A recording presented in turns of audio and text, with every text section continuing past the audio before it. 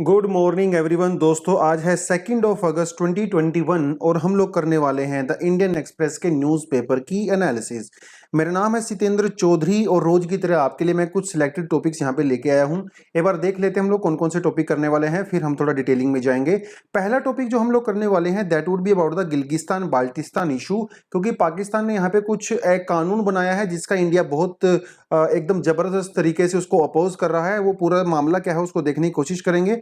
GS paper 1 और 2 से इसको हम लोग कवर करेंगे। 1 मैंने इसलिए इंक्लूड किया है क्योंकि हाँ मैं थोड़ा सा ज्योग्राफी आपको बताने वाला हूँ उस एरिया की, अदरवाइज ये पेपर 2 में बनता है। अगला जो टॉपिक रहेगा that would be a hotline between India और चाइना। इंडिया और चाइना के बीच में एक डायरेक्ट फोन लाइन कनेक्ट की गई है। वो कहाँ पे कनेक्ट की गई है, पूरा इशू क्या है, पूरा मामला क्या है, इसका क्या बेनिफिट होने वाला है और कैसे इंडिया और चाइना के बीच में रिलेशनशिप को इंप्रूव कर सकता है, उसके बारे में जानने की कोशिश करेंगे फ्रॉम जीएस पेपर 2। अगला जो टॉपिक रहेगा that would be about A voucher system and the digital currency. ये काफी इंपॉर्टेंट है क्योंकि जो ही चीजें नई इंट्रोड्यूस होती है ना वो हमारे एग्जाम के लिए इंपॉर्टेंट हो जाती हैं।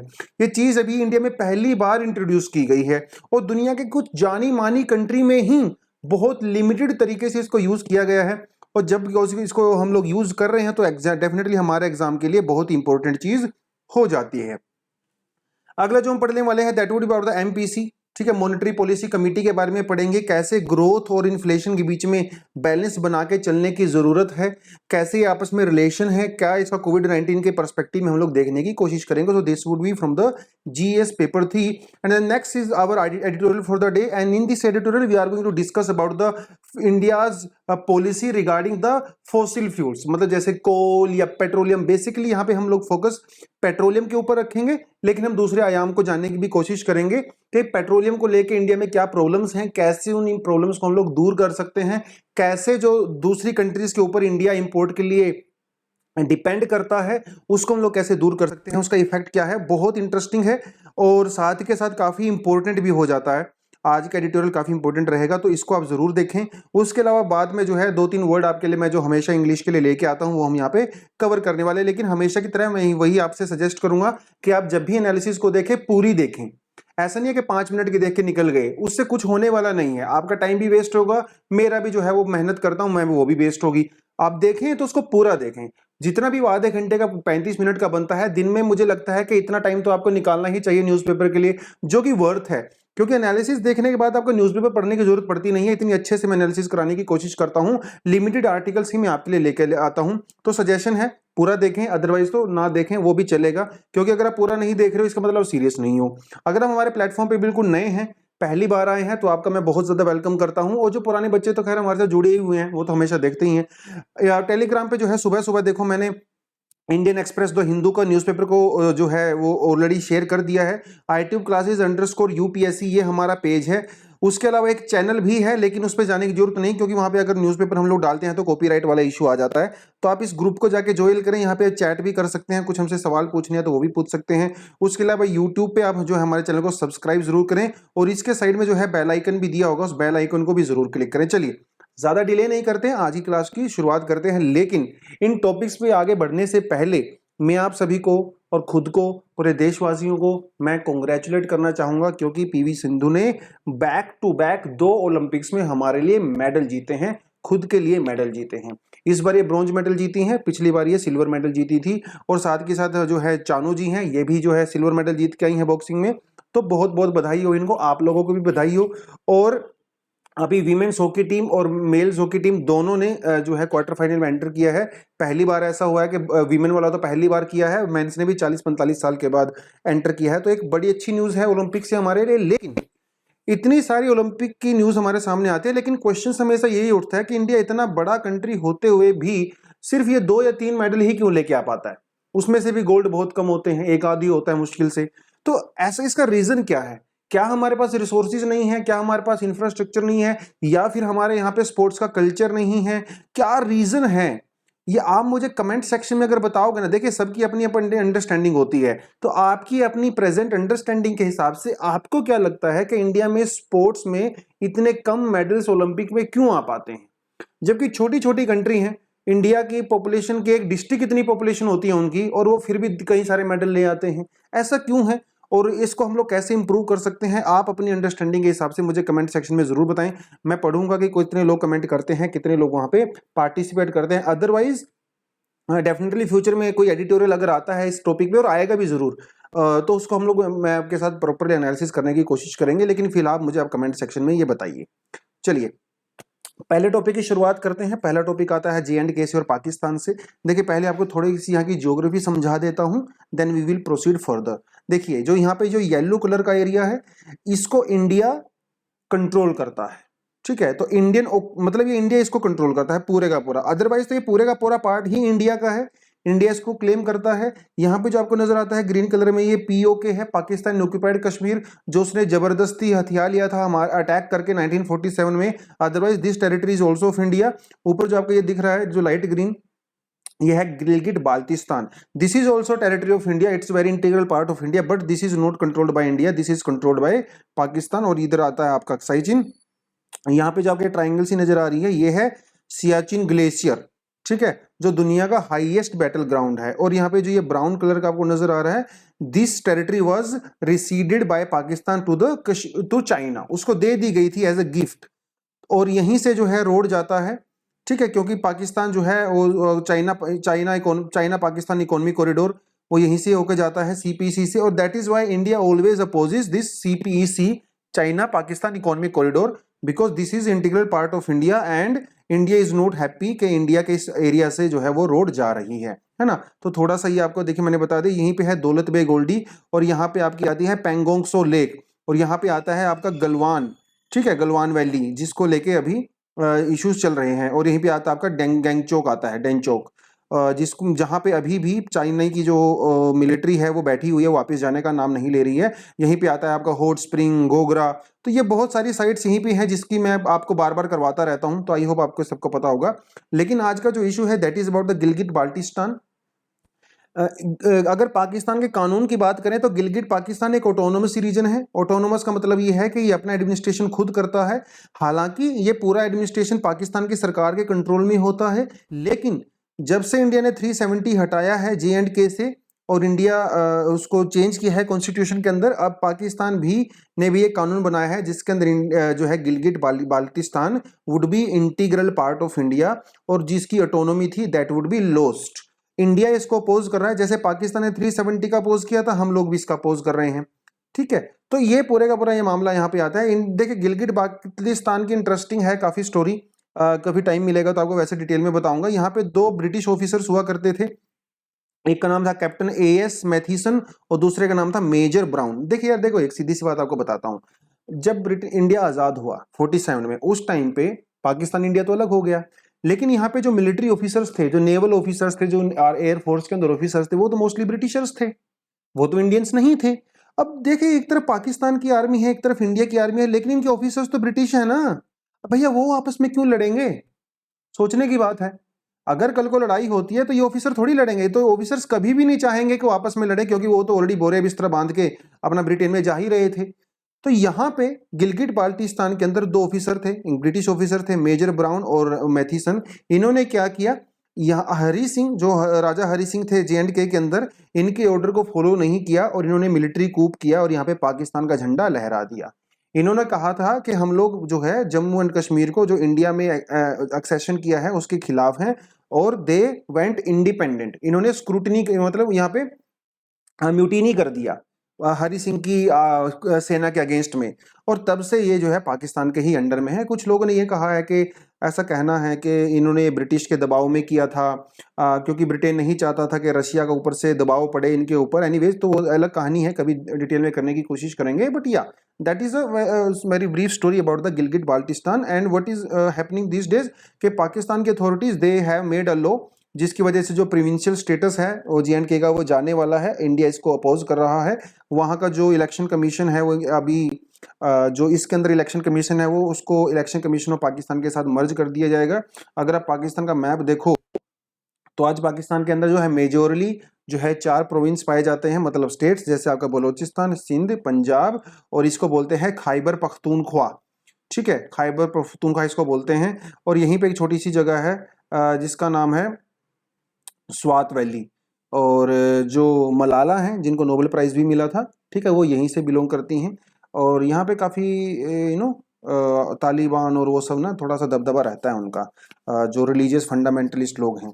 तो ये पूरे का पूरा है, लेकिन अगर ये चेंज हो जाता है नया लॉ तो गिलगिट बाल्टिस्तान को भी पाकिस्तान का 5वां जो है प्रोविंस मान लिया जाएगा। ठीक है, तो इसी वजह से इंडिया इसको अपोज कर रहा है and that is why it was in news. देखिए अगली जो न्यूज आती है वो आती है new hotline setup in Sikkim between India, Indian army and the PLA। ठीक है, देखिए ये हॉटलाइन क्या होता है पहले तो आपको ये बता देता हूँ। हॉटलाइन कुछ नहीं होता, it is just a telephone line. Hotline का मतलब ये होता है कि जब आप किसी को फोन करते हो तो डायरेक्ट एक ही नंबर पे कॉल करते हो। जैसे अभी आपने अपने मोबाइल से मेरे मोबाइल पे कॉल किया, हो सकता है कि मेरे मोबाइल पे किसी और का फोन भी आया हुआ हो, तो this is not a hotline. Hotline का मतलब ये होता है कि सिर्फ और सिर्फ दो फोन के बीच में कनेक्टिविटी होती है, तीसरा फोन उसके ऊपर नहीं आ सकता है। तो अभी सिक्किम और चाइना के बीच में आर्मी, हमारी जो आर्मी है सिक्किम में सेटल्ड है उसके बीच में और चाइना की आर्मी के बीच में एक हॉटलाइन एस्टेब्लिश की गई है, मतलब फोन लाइन। तो जैसे यहाँ पे अगर कोई चाइनीज ऑफिसर बैठा है, यहाँ पे कोई इंडियन ऑफिसर बैठा है, तो इनके बीच में ऐसे हॉटलाइन है ऑफिस के बीच में। तो अगर ये कॉल करते हैं इनको डायरेक्ट कॉल चली जाती है, ये भी इनको डायरेक्ट कॉल यहाँ पे कर सकते हैं। That is the direct way of communication, है ना। और कम्युनिकेशन बहुत जरूरी है अगर आपको डिस्प्यूट रिजोल्व करने हैं। अगर कम्युनिकेशन नहीं होगा तो डिस्प्यूट रिजोल्व कभी भी नहीं होगा, है ना।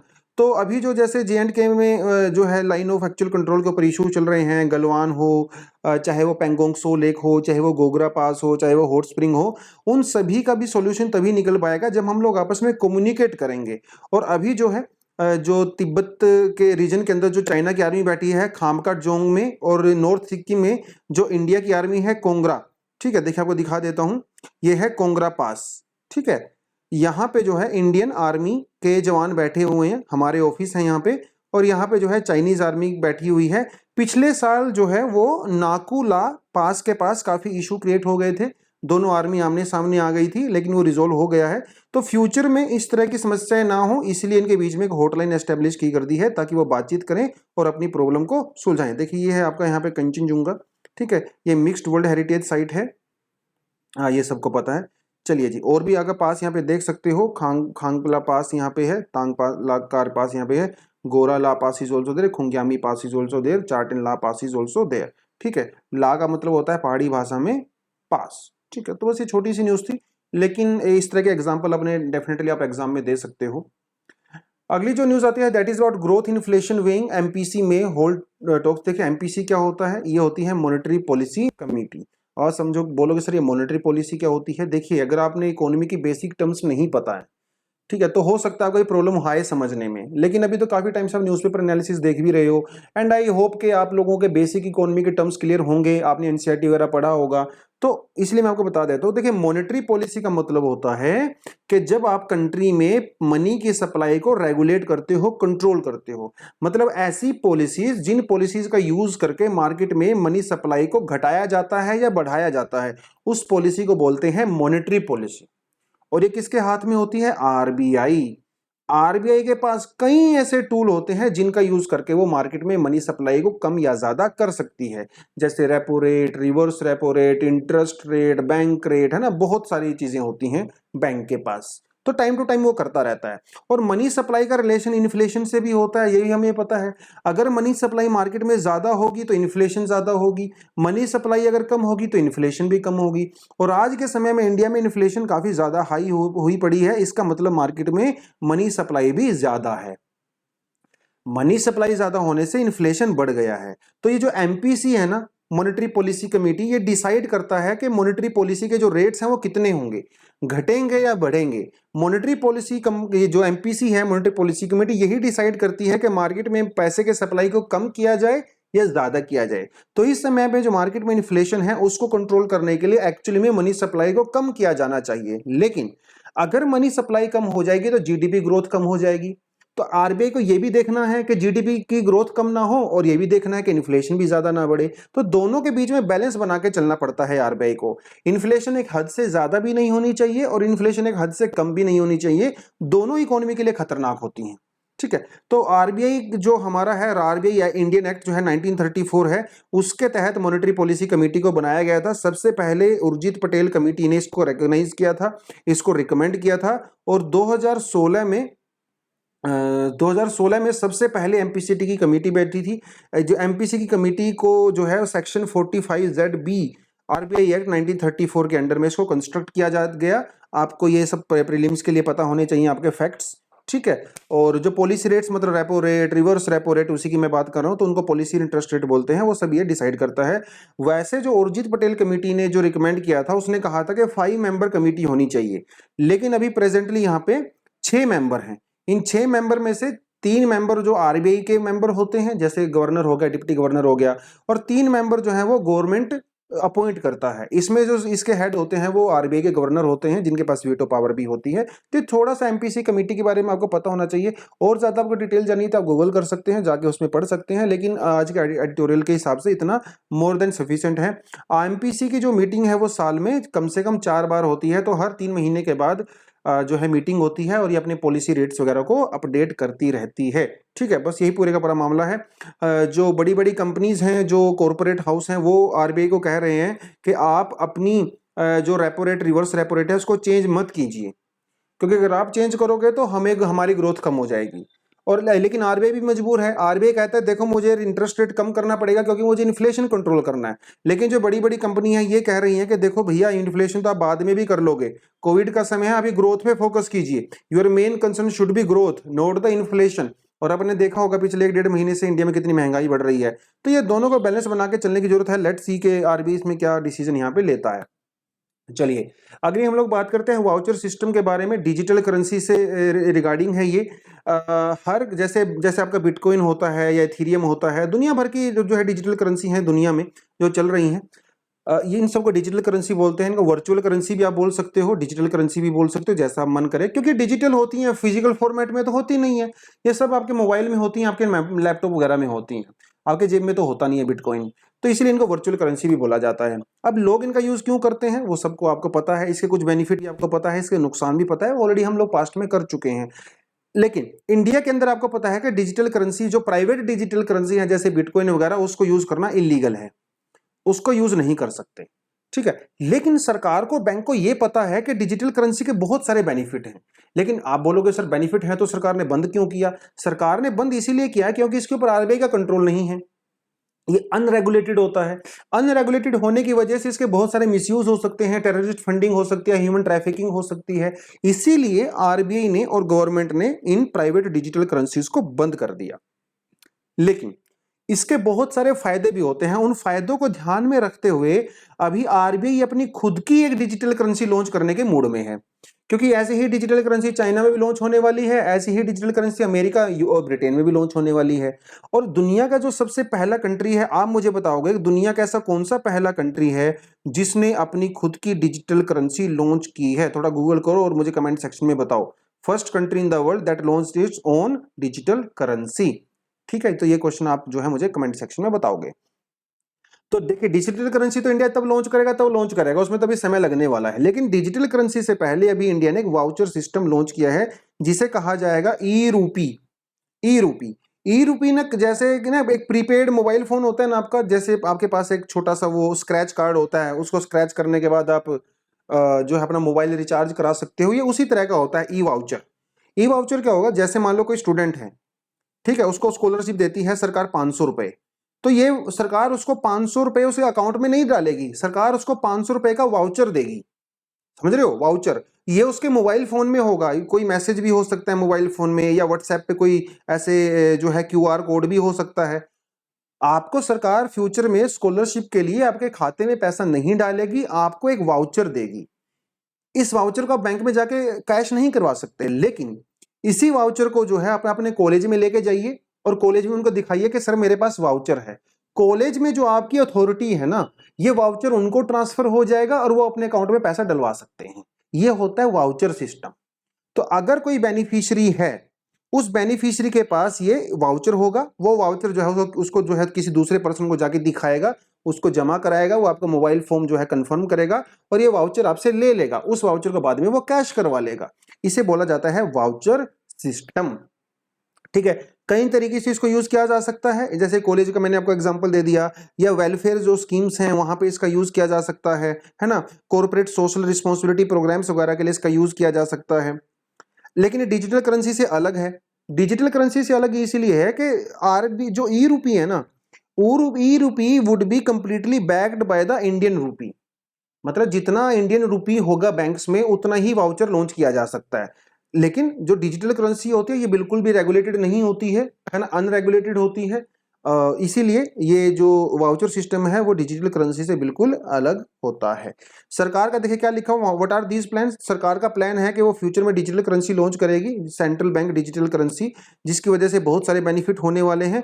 जैसे जो आपके ट्रांजैक्शन है वो फास्ट हो सकती है, वो जल्दी हो सकती है, उसमें समय कम लगेगा, करप्शन के चार्जेस कम हो जाएंगे, लीकेज कम होगा। बहुत सारे बेनिफिट हैं डिजिटल करेंसी के, बहुत सारे बेनिफिट है। इंडिया में जो हम लोग इंपोर्ट एक्सपोर्ट करते हैं वो भी जल्दी हो जाएगा, है ना। तो बहुत सारे बेनिफिट होने वाले हैं। और इंडिया में डिजिटल करेंसी की डिमांड बहुत ज़्यादा बढ़ रही है। आप सबको पता है कि लोग ज़्यादातर आजकल यूज़ करते हैं फ़ोन पे, गूगल पे, एटसेट्रा एटसेट्रा। तो जो यंग जनरेशन है वो काफ़ी ज़्यादा यूज़ करती है डिजिटल पेमेंट सिस्टम को ऑलरेडी। तो अगर सरकार डिजिटल करेंसी को लॉन्च कर देती है आरबीआई कल को फ्यूचर में, तो डेफिनेटली उसको भी हम लोग लॉन्च करने वाले हैं। High currency to GDP ratio है इंडिया में, मतलब अभी भी बहुत सारे लोग बहुत ज़्यादा कैश यूज़ करते हैं इंडिया में। और कैश यूज़ करने का मतलब ये है कि आरबीआई को प्रिंट करना पड़ता है, बहुत पैसा खर्च होता है आरबीआई का।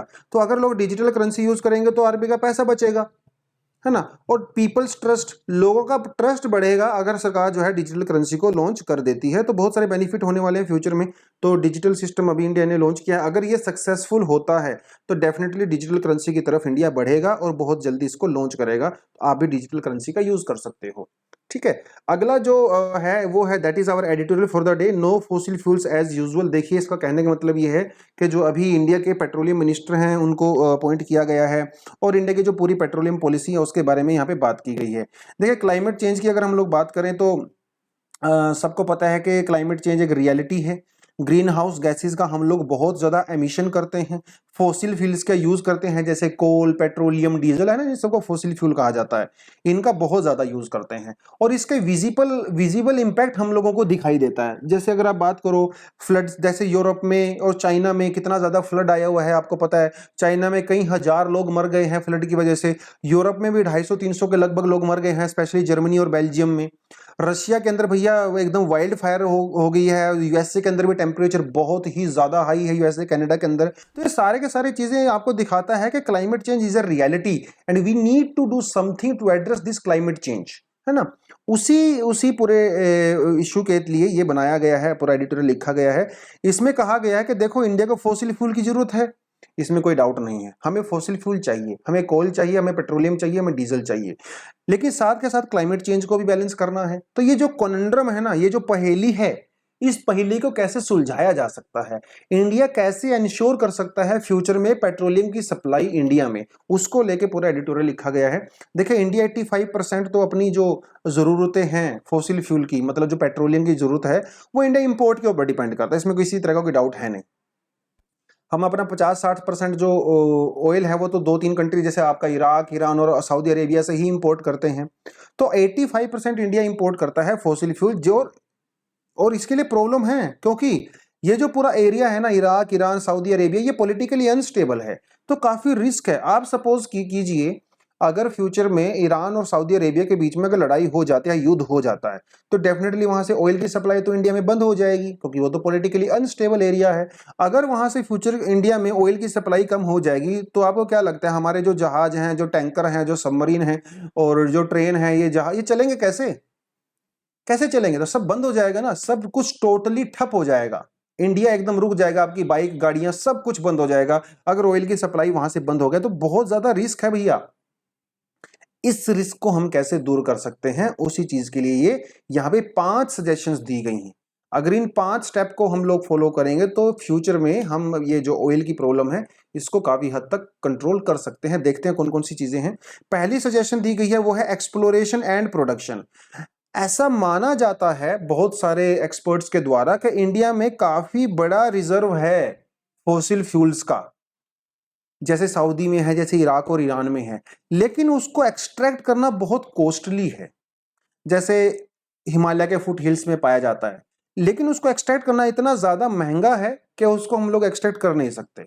देखिए तेल मिलना इज अ डिफरेंट थिंग, उस तेल को एक्सट्रैक्ट करना is a different thing. Saudi, Iraq और ईरान में तेल इसलिए इतना निकाला जाता है क्योंकि वहां पे उसको एक्सट्रैक्ट करना बहुत आसान है, वो बिल्कुल सरफेस के ऊपर है। इंडिया में वो बहुत नीचे जाके है, इसलिए बहुत महंगा पड़ता है और इसलिए हम उसको कर नहीं सकते। तो इसीलिए और ज्यादा रिसर्च करनी पड़ेगी, और ज्यादा रिसर्च करेंगे, एकदम लेटेस्ट मॉडर्न टेक्नोलॉजी का यूज करेंगे तो फ्यूचर में हम लोगों को और ज्यादा एक्सप्लोरेशन और प्रोडक्शन कर सकते हैं, जिसकी वजह से हम लोग इंपोर्ट को वाले प्रॉब्लम को दूर कर सकते हैं। दूसरी प्रॉब्लम है ओएनजीसी की। ओएनजीसी की प्रॉब्लम यह देखिए, एक तो इंडिया में बहुत कम हम लोग प्रोड्यूस करते हैं, ऊपर से जो हम लोग चीजें प्रोड्यूस करते हैं ना उसकी प्रोडक्टिविटी बहुत कम है। जैसे मान लो अगर आपको 100 मॉलिक्यूल्स मिलता है, उस 100 मॉलिक्यूल्स में से इंडिया में सिर्फ 25 मॉलिक्यूल्स ही हम लोग निकाल पाते हैं, जबकि मिडल ईस्ट में जो है 45 से लेकर 50 मॉलिक्यूल हम लोग निकाल लेते हैं। तो इंडिया में पहली बात तो जगह कम है, उसके बाद जो हम लोगों ने थोड़े बहुत प्रोजेक्ट लगा भी रखे हैं उनकी प्रोडक्टिविटी बहुत कम है, क्योंकि हमारे पास बहुत लेट पुरानी टेक्नोलॉजी है। इसलिए इंडिया को लेटेस्ट टेक्नोलॉजी का यूज करना चाहिए, अपनी प्रोडक्टिविटी को बढ़ाना चाहिए, और ये रिस्पॉन्सिबिलिटी किसके ऊपर है? ओएनजीसी के ऊपर है ना। चलिए, अगली जो प्रॉब्लम है वो है इंडिया में सोल्व करने वाली है कंटिजेंसी सेफगार्ड्स। जैसे आज के समय में इंडिया में देखिए, हर कंट्री पेट्रोलियम स्टोर करके रखती है फ्यूचर के लिए। इंडिया में हम लोगों ने अगले 12 दिन के लिए पेट्रोलियम को स्टोर कर रखा है, ओनली फॉर 12 डेज। अगर आप अमेरिका की बात करो, जापान की बात करो, इटली, यूके की बात करो, तो वहां पे 70 to 80 डेज के लिए पेट्रोलियम को स्टोर कर रखा है। मतलब अगर सप्लाई बंद भी हो जाती है मिडिल ईस्ट से, तो भी 70 से 80 दिन के लिए वो लोग अपना जुगाड़ कर रखे हैं उन्होंने। लेकिन इंडिया के पास ये जुगाड़ सिर्फ 12 दिन का है, तो इंडिया को कम से कम 35 डेज का करना चाहिए। कम से कम इतना तो करना चाहिए। अगर चाइना के साथ कभी लड़ाई हो जाती है तो कम से कम भैया 35 डेज के लिए तो, अगर चाइना ने सपोज करो हमारी सप्लाई बंद कर दी मिडिल ईस्ट से किसी भी कारण की वजह से, तो कम से कम अपना 30-35 दिन का तो जुगाड़ होना चाहिए ना हमारे पास। तो वो हम लोगों को करना चाहिए। और जैसे जामनगर वगैरह जो रिफाइनरी है वहां पे हम लोग ये कर सकते हैं, इंफ्रास्ट्रक्चर डेवलप करना चाहिए इंडिया को, ताकि हम लोग अपनी स्टोरेज कैपेसिटी को बढ़ाएं। ये इंडिया को करना चाहिए। उसके अलावा reconstruct and reorganise the PSC, जो पब्लिक सेक्टर एंटरप्राइज हैं जैसे बीपीसीएल, आईओसीएल, गेल, ओएनजीसी, है ना। ये सारी की सारी कंपनी कहीं ना कहीं अपने आप में ही कंपटीशन करती रहती हैं, इनके बीच में कोऑर्डिनेशन नहीं है। इसीलिए भारतीय सरकार को चाहिए कि इन सारी की सारी कंपनी के जो एसेट्स हैं उन एसेट्स को कंबाइन करे, एक बड़ी कंपनी बनाए जिसके अंदर कंपटीशन ना हो, और ये सिर्फ और सिर्फ ऑयल प्रोडक्शन के बारे में बात करे, ताकि जो ये कंपटीशन की वजह से जो कॉम्प्लेक्सिटीज हैं प्रोसेस में वो दूर हो, और इंडिया में जो है हम लोग एनर्जी की सप्लाई को इंश्योर कर सकें। और सबसे आखिर में आता है वो आता है ट्रांजिशन। हम लोग जो है क्लीन एनर्जी की तरफ ट्रांजिशन करना चाहिए, क्योंकि फ्यूचर ही क्लीन एनर्जी का है। क्योंकि क्लाइमेट चेंज को अगर टैकल करना है तो क्लीन एनर्जी का यूज करना पड़ेगा। उसके ऊपर से हम लोगों ने पेरिस अग्रीमेंट जो है उसके अंदर भी कुछ प्रोमिस कर रखे हैं, जिसे कहा जाता है आईएनडीसी। तो अगर इन सारी चीजों को फुलफिल करना है तो फ्यूचर में इंडिया को क्लीन एनर्जी की तरफ मूव करना पड़ेगा। तो पेट्रोलियम के साथ साथ जो है सोलर एनर्जी, विंड एनर्जी, वहां पे भी इंडिया को फोकस करना चाहिए। तो ट्रांजिशन वाला ध्यान भी इंडिया में, तो ये 5 ऐसी चीजें हैं जो सजेस्ट यहाँ पे की गई हैं। अगर इंडिया इन चीजों को अप्लाई करता है डेफिनेटली, तो फ्यूचर में पेट्रोलियम वाली प्रॉब्लम वाली हम चीजें सोल्व कर सकते हैं, है ना। तो देखिए, क्वेश्चन अगर एग्जाम में आता है, क्वेश्चन एग्जाम इसी तरह से आता है कि डिस्कस द कोनंड्रम, ऐसे क्वेश्चन आ जाएगा। Discuss the conundrum of climate change and dependency on fossil fuels. तो एंड उसके बाद आ सकता है आपका सजेस्ट फ्यू मेजर्स। ठीक है, तो इसी तरह से अगर क्वेश्चन आपका एग्जाम में आता है 10 नंबर में या 12 नंबर में, तो आप इसको पूरा एडिटोरियल आपको उसको हैंडल कर सकते हैं। तो ऐसे भी क्वेश्चन आ सकते हैं, discuss the solution for the petroleum problem in India. ऐसे सिंपल से क्वेश्चन आपके एग्जाम में पूछ सकता है कई बार। तो ये एडिटोरियल ने आपका पूरा आंसर जो है यहाँ पे कवर कर दिया है। अगला जो है, हमेशा की तरह कुछ आपके लिए मैं नए वर्ड्स लेके आता हूं। तो पहला वर्ड है वो है कोनंड्रम। ऑलरेडी मैं आपको बता चुका हूं कोनंड्रम के बारे में। कोनंड्रम का मतलब होता है इट्स मींस पजल, रिडल और पहेली। जैसे पहले ही सेंटेंस में मैंने आपको बताया कि that there is a conundrum. देखिए लिखा हुआ है 5 suggestions to help crack the conundrum. ये मतलब पहेली, कि हम लोग क्लाइमेट चेंज के बीच में और फॉसिल फ्यूल के बीच में कैसे कोनंड्रम, मतलब इस पहेली को सोल्व कर सकते हैं, है ना। जैसे कई लोगों को कोनंड्रम होता है, should I attempt for the state PCS और should I attempt only for the UPSC. It is also conundrum. क्या मुझे आरबीआई का एग्जाम भी देना चाहिए? क्या मुझे एसएससी और यूपीएससी का एग्जाम भी देना चाहिए एक साथ साथ? ये कोनंड्रम है, पहेलियां हैं। आपको इसको सोल्व करना है। तो this article is going to suggest 5 points to help crack down the condom, जिसके बारे में हम लोग बात कर चुके हैं, है ना। अगला आता है कंटिजेंसी सेफगार्ड। देखिए ये भी मैंने आपको बताया था, कंटिजेंसी सेफगार्ड मतलब जैसे अगर कल को फ्यूचर में इंडिया में अगर ऑयल की सप्लाई कम हो जाती है, अगर तो उस समय हम लोग क्या क्या सेफगार्ड ले सकते हैं। तो contingency means that event that may occur, होगा या नहीं होगा वो पता नहीं, लेकिन संभावना है उसकी कि हो सकता है फ्यूचर में मिडिल ईस्ट से ऑयल की सप्लाई कम हो जाए। तो उस कंटिजेंसी वाली सिचुएशन में हम लोग क्या क्या सेफगार्ड ले सकते हैं। India should develop storage facility as a contingency safeguard, मतलब हम लोगों को अपनी तेल की स्टोरेज करने की कैपेसिटी को बढ़ाना पड़ेगा to as a contingency safeguard, है ना। जैसे आप गुल्लक में पैसे रखते हो ना, कि जब बहुत ज्यादा जरूरत पड़ जाएगी तब आप उसको यूज करोगे, that is also contingency safeguard, है ना। तो ये सारी की सारी चीजें हैं। अगला आता है वो आता है प्रोजेनिटर। प्रोजेनिटर भी इसी एडिटोरियल के अंदर भी यूज किया गया है। प्रोजेनिटर का मतलब होता है फोर फादर, ओरिजिनेटर और पूर्व पुरुष। अगर हिंदी में बात करें तो इसको तो छोड़ ही दो आप। फोर फादर मतलब जो किसी चीज को पहली बार करता है, that is the meaning of the progenitor. जैसे बाबा अम्बेडकर, है ना, या फिर जो हमारे फ्रीडम फाइटर्स थे, they were our forefathers because they have written Indian constitution, they were the originator of modern Indian constitution.